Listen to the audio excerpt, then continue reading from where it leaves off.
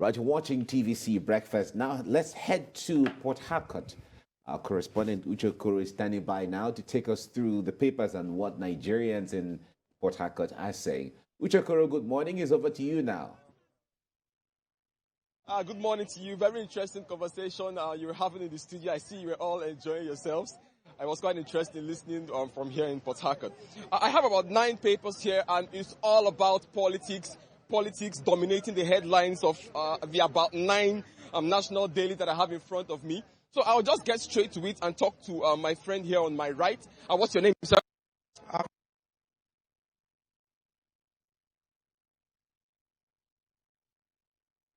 Of Adamu, Christians have nothing to fear.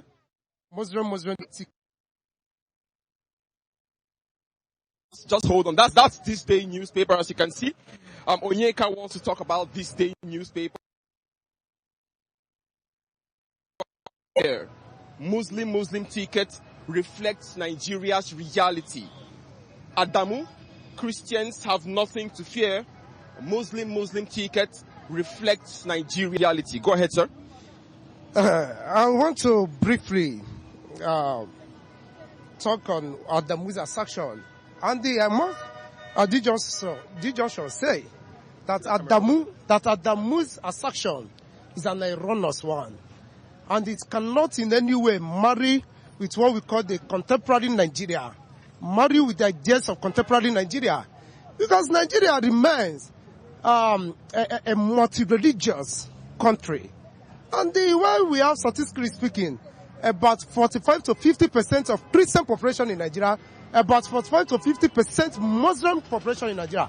And now we have Muslim ticket. That is a kind of a great absurd of the century that I've ever seen. And historically speaking, the only time we experienced Muslim tickets, that was about 1993, when Abiola picked Kingbe as his vice. And they didn't get through. So I think because of equity, in order to advance a concept of equity, of egalitarianism, and of democracy, we ought to talk about having Muslim and Christian. They are piloting the affairs of Nigeria. Not we having Muslim and Muslim piloting affairs of Nigeria. And the way you look at it is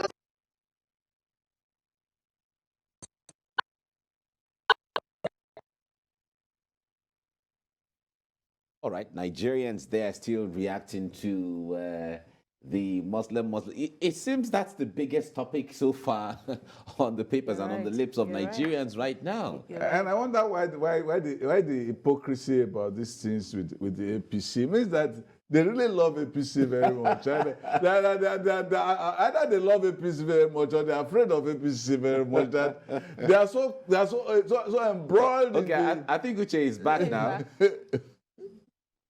My name is Prince Uche Okoro, representing which of the papers? Representing the students this morning. I will comment on Minister urge lecturers to return to classroom. I am telling them that it's not the ASU have done their part. It's now left for the. I believe that's on the Nation newspaper. Yes. Okay, that's the Nation newspaper. Just give me a second. Let me take that headline. You see the Nation newspaper here.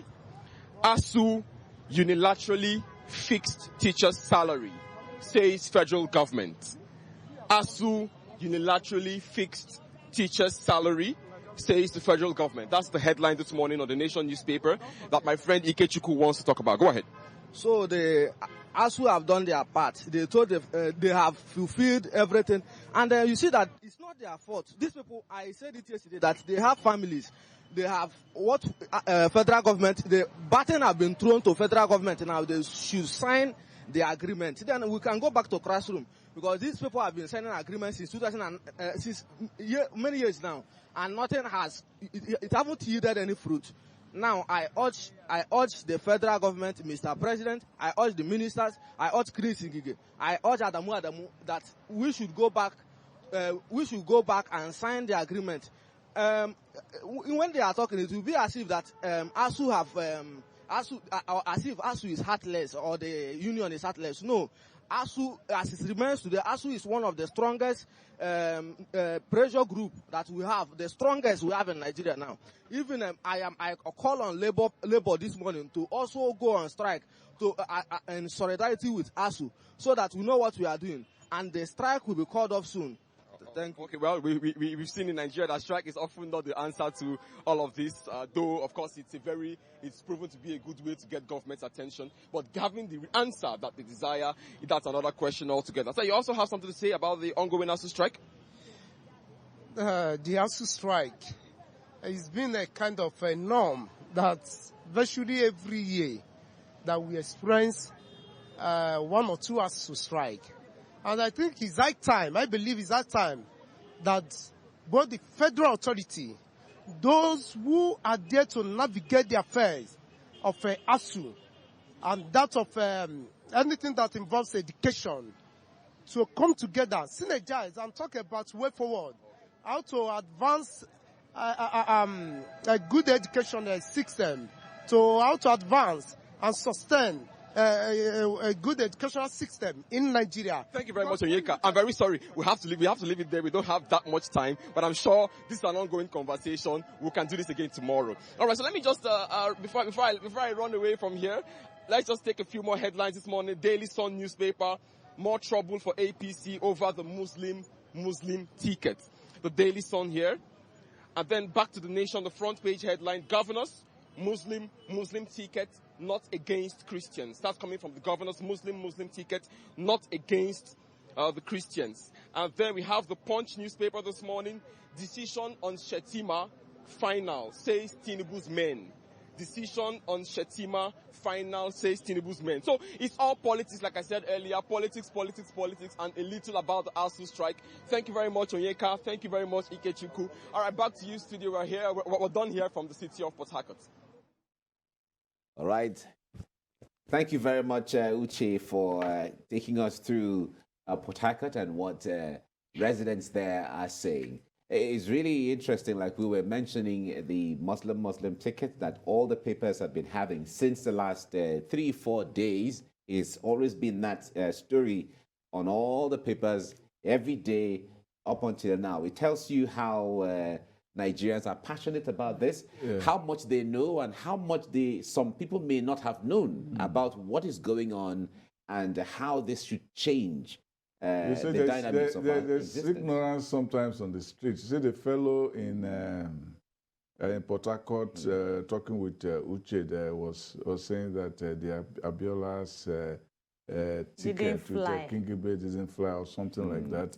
That was very misleading because he won the election. It was very fair. It's regarded as the fairest election in the history of Nigeria. You know, so people should get that. It was the military high-handedness that did not make them become president and vice president. Exactly. Some have even stretched it now to say that the spirit of 93, unlike the stance of Asiwaju Tinubu, it died with Abiola, MKO Abiola, as against the stance that, okay, 93, or the spirit of 93 is now upon us once again. And so it's now up to Nigerians to seize the moment like they did then, but now. But even within the APC, we are having people coming up.